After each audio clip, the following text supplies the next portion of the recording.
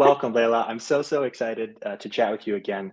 A bit of backstage behavior for the audience. Leyla and I met, I guess, two or three times in the run up to this, and in a great example of how story itself can be challenging and difficult to talk about. Leyla and I were working through what it was that we wanted to share with you all, the relevance and resonance, and again, Layla's wealth of knowledge, me trying to figure out what it is that we were going to say. It's great to finally have you here, Leyla, because there's so much that I want to ask you and so much that I want you to share with our audience. Well, I'm incredibly excited to be here, and I am a story nerd, so I love any opportunity to nerd out about story and storytelling. So I appreciate the invitation. Well, let's start with that nerddom. As I mentioned in your intro, you've been at several places, both in a practitioner of insights and research and design thinking, as well as a translator in those insights and spaces, sometimes both.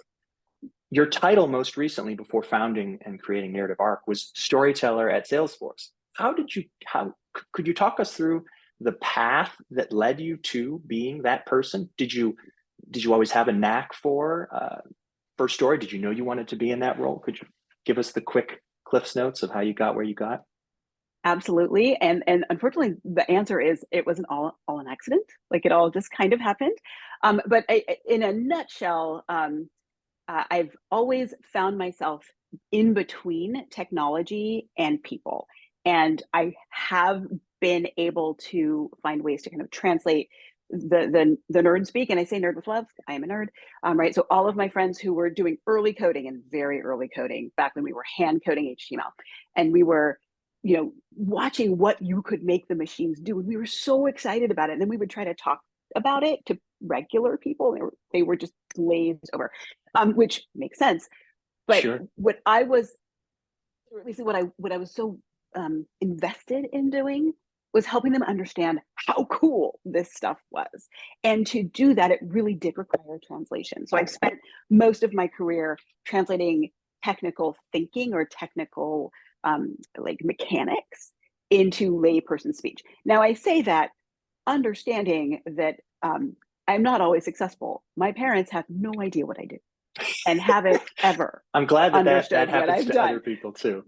Right? Like they just they're like, we don't know. She writes, she works with computers, we have no idea. So I'm not always successful, but I do love to find ways to help people who are not in technical spaces understand the power of the technology because I think it's so amazing. And I'll stop there. I could wax poetic about Star Trek and Star Wars and things like that, but I'll leave it alone. And I think that is such a nice reference and such a nice reminder because user experience research, I'm going to use a bunch of different words today to describe our discipline. Design thinkers, some of us talk about it in terms of the outputs, human insights professionals. I think that really speaks to the side doors and the back doors, and some of us the front doors. There are folks who get a human factors training and they go right into user experience design. But as a former academic, and as many people in the audience might have been former academics, I loved being in the classroom for exactly that same reason. I wanted to do research that certainly helped and created more knowledge, but telling my students or folks at conferences about it was great because it was often a humbling experience. Your head's down in the literature, using maybe jargon or idiosyncratic language, and then you have to take what you believe to be really interesting and useful. And we're going to talk more about this for this audience that might not have a clue. They might not see it with the same energy or the same eye that you do. So I want to get to our one of our first questions, something that you and I kicked off, and we wanted to make sure that we touched on, and that is you had mentioned that storytelling as an act, as a business act, has sort of been not sort of has been overused and maybe underdefined. That it's starting to kind of feel like innovation. Like every founder is like, we have this new innovation to innovative technology. And I think sometimes, I don't want to paint with too broad of a brush, but sometimes user researchers or designers can say like, well, I want to tell the story of the user or the story of my customer. How do you see storytelling, the term, maybe losing its meaning or being re-meaninged today? Yeah, and I come from an innovation methodology background as well, and I watched that word lose its meaning. And I feel personally, people can absolutely disagree, but I feel like storytelling is at risk of that because different people use it in different contexts, and it carries meaning in different contexts that don't always connect. So, for example, if we're using storytelling in a marketing landscape, right? We are trying to persuade people to buy a thing or to do a thing or what have you. And that story is a specific kind of story structure. We use that moment in time to say, hey, look at what you could do if you made this change or if you bought this product or what have you. That is a different story than I need to figure out how to explain to my leadership or my colleagues that people are using our tool in ways that we didn't expect them to use it because of the way that we've designed it. And I'm conscious that that's probably top of mind for this audience. That's a different story, right? That's Hmm. a hard truth, and that's a kind of, you know, moment where you're asking people to examine something that might be a little uncomfortable, right? Because we've always done it this way, and now where I'm asking to change. That's a different kind of story. They both use the same word, right? And there are any number of other examples where that's true, where I'm telling a story that's celebrating a success or providing a customer story as a proof point. Or there are different ways that human beings tell stories, right? We transmit information through the structure of story. And those transmissions serve different purposes, but we don't have the kind of expansive language to capture what we mean when we say story. So often, if I say, "Oh, we're going to need a story here as part of our, asset set or what," okay, what does that mean? And if I just assume I know what you mean, I'm going to get it wrong, and then I'm like, "Well, stories are hard, or stories are not a good use of time." So I don't want to spend too much time, but I think that's what's happening to the word. And as a story nerd and as a word nerd, I get worried. I get concerned when I watch language change inadvertently, right? One of the beautiful things about languages and humans is that we allow language to evolve over time because meanings do shift over time. But when it's happening, um, like it's happened to innovation, we lose something I think important. Yeah, and it's that's so helpful, and I think it reminds me of the many tools that researchers, that'll be my term here, user researchers in their toolkit have, and the methods and the tactical steps and the processes behind each of those tools. So if a customer or a stakeholder says, I think we're missing a step in the journey, a designer or a product manager might say, okay, well, we need a journey map. And that then unfurls a sequence of steps, a process, a frame. And I think storytelling has the same part, as we'll talk about here in a minute. There's not the same process, but there can be a process to thinking about the narrative arc, the characters in the story, the action and flow. And I think often folks might over index on the performative aspect of a story. There is an art. I mean, beautiful stories. I mean, we just had the Academy Awards, which was celebrating stories that are told with a wonderful eye to craft and detail and subject position. That is there. That is key. And there are structural parts that you can learn and you can train yourself on and you can recognize and you can improve on. And so before getting into some of those structures and the ways we might make our stories better, I'm wondering if I might have you react to this term data-driven storytelling. When did you start hearing it? I hear it as like, well, stories aren't up to snuff for industry because they're not really data-driven. When you hear data-driven storytelling, what do you hear? Both, most recently, but in your time working with executives and working with folks you're trying to convince vis-a-vis story. Yeah, I think in this is again my opinion, or at least my observations as I've moved through. We used to tell our own stories, right? So we were telling stories of our experience, and we still do that, and that's like the best films in the Academy Award were films Sure. about real, right? Like we're we're in a place of comfort when we speak from our own experience, as we should be. When we're trying to tell stories that are not our own, we struggle. Mm, And in that instance, the best way to manage that mechanically is to make sure that you have enough information about people to whom the story is actually more relevant, right? Enough information about their lives and their journeys and their experiences and their needs, and what they aspire to tell a story that would resonate with the audience that you're targeting. But if you're a marketer or you're a UX designer or you're on the other side of that story, it's hard not to just assume that the person on the other side is like you or has similar experiences, right? So I think in marketing, there's a term, it's like never confuse yourself with the customer or something like that, oh, right? sure, sure. Paraphrasing, but it's the same idea in the context of storytelling as a UX designer or as a UX researcher or as a marketer, or if you're telling a story out of your own context, you need data, Hmm. right? Just to make sure that you're checking yourself and not inserting yourself in your own experiences into a story that's not yours, right? Um, and data, excuse me, broadly in that instance, right? You should be talking to people whose experience you're trying to reflect. That's data. You should be, running surveys and CSATs and all of those things. That's data. And just finding ways to check that you're telling the truth if the truth is not yours. And I think it speaks to the power of it speaks to the power of Mhm. storytelling as a fundamental human.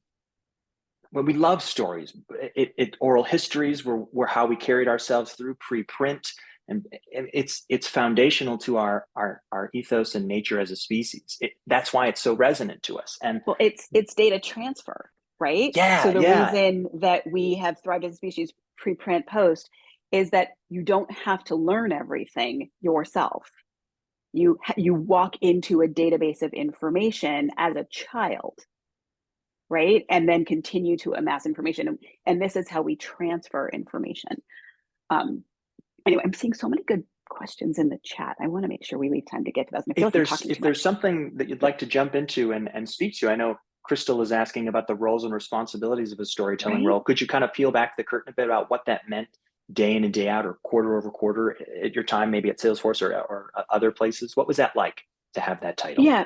I mean, I think it usually kind of had three moving parts. One, you had to find the stories, right? And sometimes they're customer stories, sometimes they're employee stories, sometimes they're product stories. And you're always looking for something that feels like a kernel of truth, right? That's going to resonate beyond the story itself that you're telling. Because that's what makes us cry at commercials, and that, right? It's that universality that really kind of allows us to take the information held in a story and add it to our own personal database, right?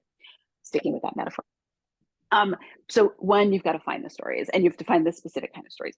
Two, I think you have to understand the narrative you're working to achieve. And I distinguish Hmm. between story and narrative quite a bit in the work that I do, where the narrative is kind of the overarching idea, right? Okay. So like the rebels are fighting the empire, right? That's the overarching, and it's, trust in the force. That's the narrative.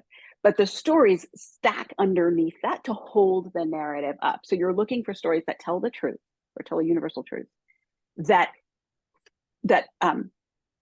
form a foundation for the narrative, which is the broader idea. You can have any number of stories; they can have all kinds of range, but the narrative really can't change, right? Because if you start to change your narrative, people are like, "Wait, I don't know who you are anymore," and then Hmm. they can kind of lose the plot. So I think that's anyway. So part one, find the story. Part two, select stories that support a narrative. Also know what your narrative is, right? Hmm.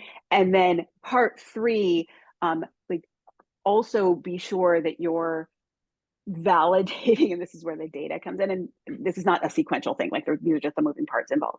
Like make sure that the stories you're telling are validated by data, by other experience that isn't your own, and that kind of thing. So I think those three things were always kind of in my um, basket of tasks, my jobs to be done. But there are parts of it that are a little hard to quantify. So I hope that answers the question. It does, Uh, or at least okay, it spurs for me a Crystal, you question can tell about. us if you have an Yes, answer. please let us know, Yeah. Crystal. That might speak to why your current work is titled narrative arc and not story center. I think later today, and I hope folks who are on the call now will join us, we're going to have a conversation with folks who are thinking about UX strategy and research strategy against sort of business goals. And it reminds me in our practice sessions there with what you just described there, wherein you can be doing different research methods quarter over quarter, week over week, sprint over sprint. You're going to have different things that you, the designer, product manager, certainly researcher, are focusing on. But it's all in service of something larger, that arc. And it's a way of framing the work you're doing. But how can we find our narratives? Are those narratives, can we self create the narratives? Are those team based narratives? How have you helped teams or companies find that narrative for themselves? Because it sounds like it's really critical as you're day in and day out that, it's your North Star, as it were. Mhm. So it's one of those things that is simple, but not easy, right? And it's like, finding out who you are as a person as you move through adolescence and into adulthood. Like, who are you? And there's a process to that. And you may have some definitions that shift over time. But once you know who you are, right? Once you are cozy in your skin, as Beyonce says, once you already have a sense of who you are, it is still not easy to, or it's simple, but not easy to articulate, right? Like it's Sure, still sure. hard to articulate that. So it's a little bit asymptotic. Like you maybe you never get it right, but the clearer you are about who you are as a brand, who you are as a company, who you are as a human, the easier that is. And if it feels hard, that's probably the work that needs to get done. Hmm. You've got to figure out who you are as a company or as a brand so that you can effectively select and craft stories that help the rest of the world understand who you are, right? Although, interesting note, so Patricia asks, she says the exciting overlap between UX and storytelling with a focus on change. So things change, right? So maybe you start out as one kind of company and you move into another kind of company, or you start out with one product and you move into another product. So I think that is part of the function of story to help people move through change, Hmm. right? So this is why the change makes sense. This is how the change is important or benefits us or adds value or whatever way. This is how we're inviting you to come with us as we move through this change. If we acquire a company or have a leadership change or product change or whatever. And again, you have to have a strong enough sense of yourself to help make sense of the change and why you would do it. Like it's not just willy-nilly, it's strategic or it's impactful in a certain way. And for change stories in particular, again, there are multiple kinds of stories, all kinds of Sure. different story structures, but change stories fall into the structure called the hero's journey or the heroine's journey, where, right, you start off in the Shire or whatever, right? And then so there's some big moment that requires you to leave the comfort of where you were and go on the Hmm. quest and slay the dragon or get the ring or blah, blah, blah, and gather, mentors and allies and people that help open your eyes to what needs to be done, even if it's hard. You do the hard thing and then you come back to the Shire and you are changed, right? The Shire hasn't changed, you are changed. And then your next step is to how to reintegrate into the Shire as this person who's now evolved past where you were, right? And so that hero's journey, there's Joseph Campbell, like there's all kinds of things to Google about that. There's a lot, but that's the structure that we use when we tell the story of change, right? And if there's something that you need to articulate to help people, to invite people to come with you on this change journey, default to that structure and make it your own, right? That's a different kind of structure than like the Pixar story arc, or which is uh, a specific kind of Yeah, if we can get to that in just one transformation moment, journey. I do want to Oh, get to a few of I'm those, the but I nerd. just wanted to Sorry. linger on the hero's journey for a second, because Yeah, for many of yeah, the folks in the audience, that sounds like every sort of discovery or generative research project that I've ever been part of. I've gone into the wilderness of our users, of our would-be users, of a new right. persona type, of an underserved community that we want to learn from, and I've changed. I have changed in, again, how we think about click and collect shopping, or an omni-channel supply chain manager trying to manage a dashboard of things. Wherever you are in the industry, I think that's what's so powerful about what Leyla is discussing here, is you can graft that, you can put that onto what it is you're working. In that hero's journey, could you talk about where sort of research and data collection live in that journey? It sounds like you're going out and having I don't want us to think of research only as combating the dragons, but where is research in the hero's arc, that those day-to-day So, insight collection so moments? those are the allies and the mentors, right? So if you look at kind of any kind of epic movie or books or what have you, our hero is accompanied on the journey by different kinds of people, and we recognize those archetypes because they kind of appear and reappear. Harry Potter, blah blah blah, like so many different examples of this, but you have a mentor, like an elder, right, who transmits knowledge, and then you have allies, you have peers who are in the fight with you and bring different skills, right? You don't have to hold all the skills, but you are Hmm. surrounded by the skills that you need. And then you have this information transfer from the mentor. So I think that to me is where the analogy holds for data, right? Like Hmm. if you're recognizing that you need to find out more about why this product is, not performing the way you expected it to, or not being used the way you expected it to, or what have you, um, then you need mentors and you need allies, and that that is about data transfer, right? An expert who can help you understand the data you're receiving, and then allies who can bring different lenses to that data so that you can use it effectively. And so when you mentioned a few other frameworks, the South Park story structure is something I want to get to because I that one resonated with me. But you also talked about the Pixar story spine, and for folks who are Mm-hmm. maybe rapidly writing these down, we will share some resources that Leyla has on each of these, so you don't need to worry. We'll make sure that you get all of that. But is one of them, is another one of those something that you particularly like or that works well when you're working with product insights or I, product discovery type work? Um, so first I'll say I just like to have a stack of these at the ready because again, the word story is so hard to define. So when I go Sure. into a story conversation, I try to first understand what kind of story we're trying to tell. Is it a story of change? Is it a story of like coming of age, which is Pixar story spine? Is it a story of like contradictions? The South Park story structure is great. Is it a 9-year-old showing me their collection of dinosaurs, right? Are these your favorite dinosaurs? Tell me why. Like, is it a gallery walk? Like, what are we doing with this Hmm. story? And they're all different Yeah. kinds of stories and story structures. And what you don't want to do is kind of craft the wrong one because it's not going to produce the impact you're looking for. So you have to know what you're doing. So uh, hero's journey is about change. You come back, change. That's kind of the point of the hero's journey. You come back, change, and then you have to kind of bring your community along. Pixar story structure is a coming of age, just like an adolescence. And a Pixar story structure is like all of these things were true, and then this happened, and then I had to like become an adult, basically, right? And there's a very specific like set of beats, and then this happened, and then this happened, and ever since then, this has been true, right?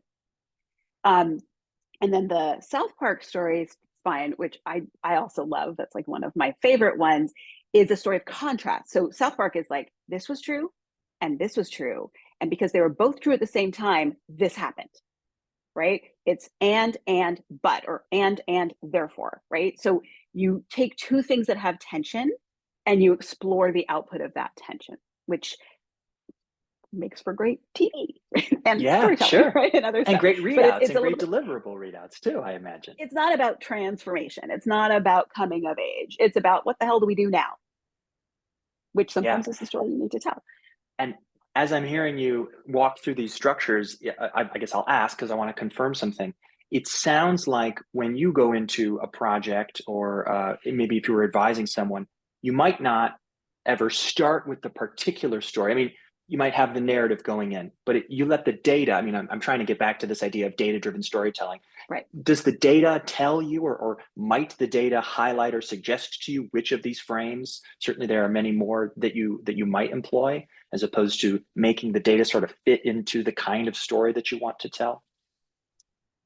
So I'm not quite going to answer that question. I think the first question is, what are you trying to achieve, right? So are you trying to launch a new product? You need to explain how something works, right? Are you trying to convince people internally that something that you've done forever needs to be done differently? Are you trying to justify researching in an area where you've not done research before, right? Like, what are you trying to do with the story, and how might you line up that need or that outcome with a structure kind of designed to hold that work, right? Mm-hmm. Mm-hmm. And these are loose guidelines; these are not Sure. rules, right? But Sure. having some clarity around what you want the story to achieve will help you tell the story and will help you kind of gather the proof points you need to include data, but also to include just some general kind of persuasive beats in the language you're using.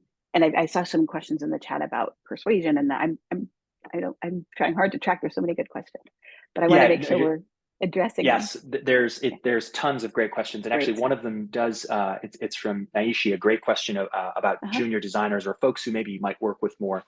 A lot of folks, when they hear data-driven storytelling, the data that they work with are multifaceted. It might be, as you said, CSAT or NPS scores, or uh, cart abandonment percentages or session Mhm. times, but it might also be uh, generative interviews or in-homes or video data, or all the sorts of sort of qualitative, grounded theory ready sorts of data.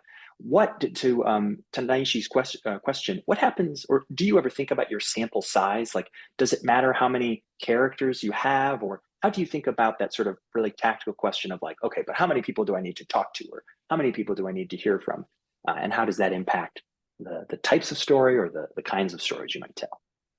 You need enough people so that you can see a pattern.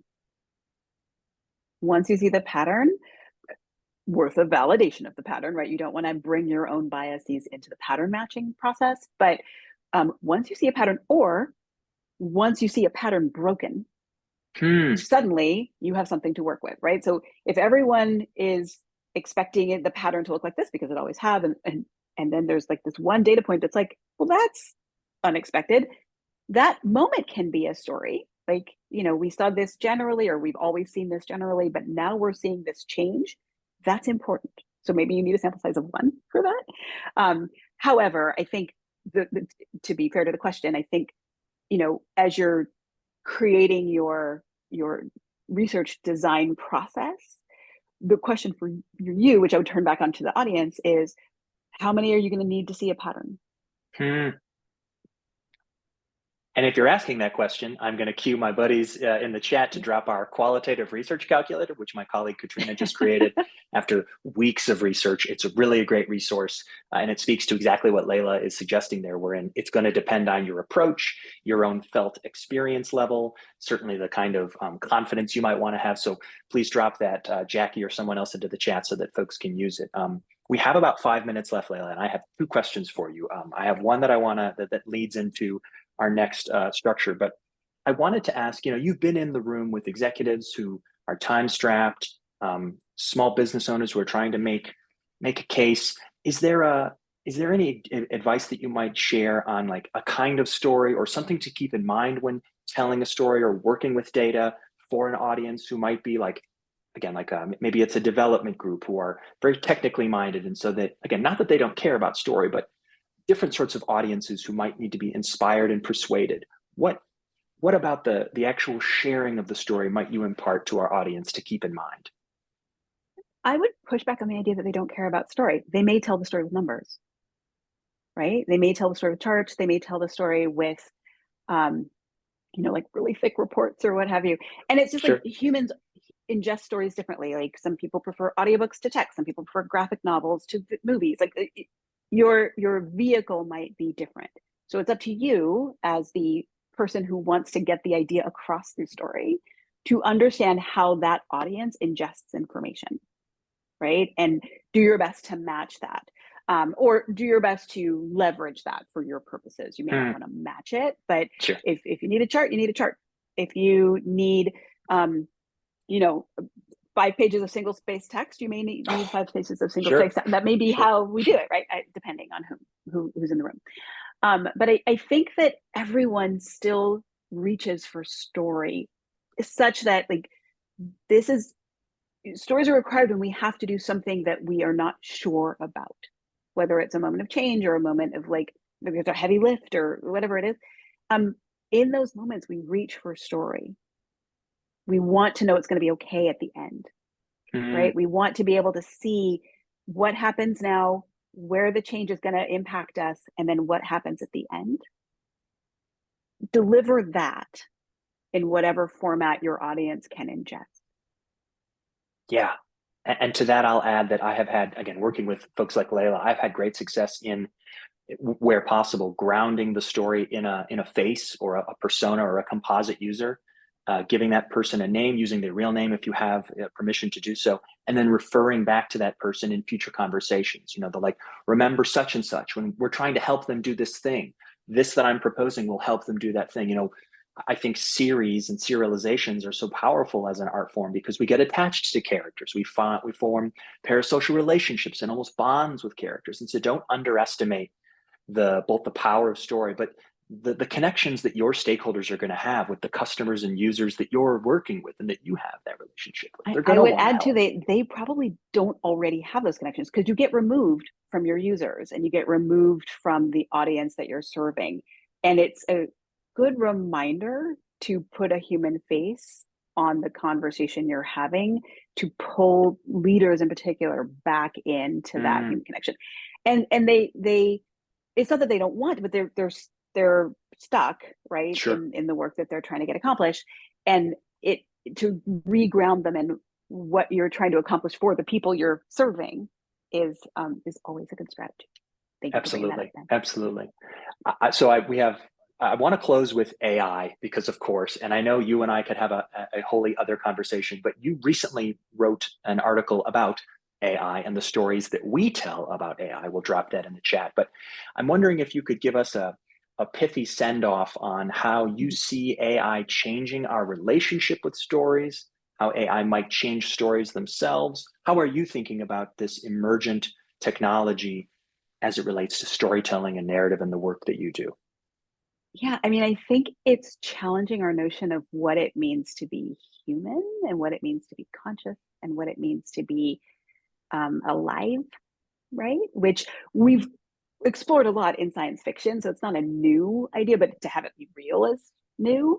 And because it's a moment of change, we're telling ourselves a lot of stories about Hmm, what it's going to mean, right? So the stories that are in the ether now, whether they're through entertainment or online conversations or what have you, are about what's going to happen, which is when we reach for story. And it's like, well, if we're here now and this is our challenge, where are we going to end? And there are a number of different stories about where we're going to end, some of which are terrifying yeah, and some yes, of which yes. aren't, right? But as we choose the stories we tell ourselves about this moment of change, we create the outcome collectively, right? We steer ourselves toward the outcome that we believe is most likely, no matter how terrifying it is. So I'm challenging us and I'm challenging myself to tell ourselves stories about AI that end in a world that we would want to live in, Hmm, right? Because if it's a tool,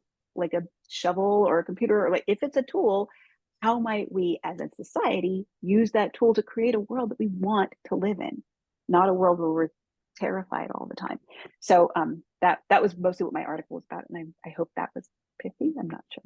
very, very pithy. Lots of pith in all the best ways. Layla, thank you so much. Go Right. check out that article. Layla is on LinkedIn. Check her out. She's the founder of Narrative Arc. Again, there's a lot of great stuff that she's been working on to help you with your storytelling and narrative. Layla, thank you so much. This was great. I wish we had This was so many, many much more fun. hours to tell I stories, do but too, thank and you so I much again. feel I have so much guilt that we've left so many questions unanswered. If I can answer questions offline somehow, please let me know. Will do. Thank you so much, Layla. Right. Thanks, everyone. Bye bye.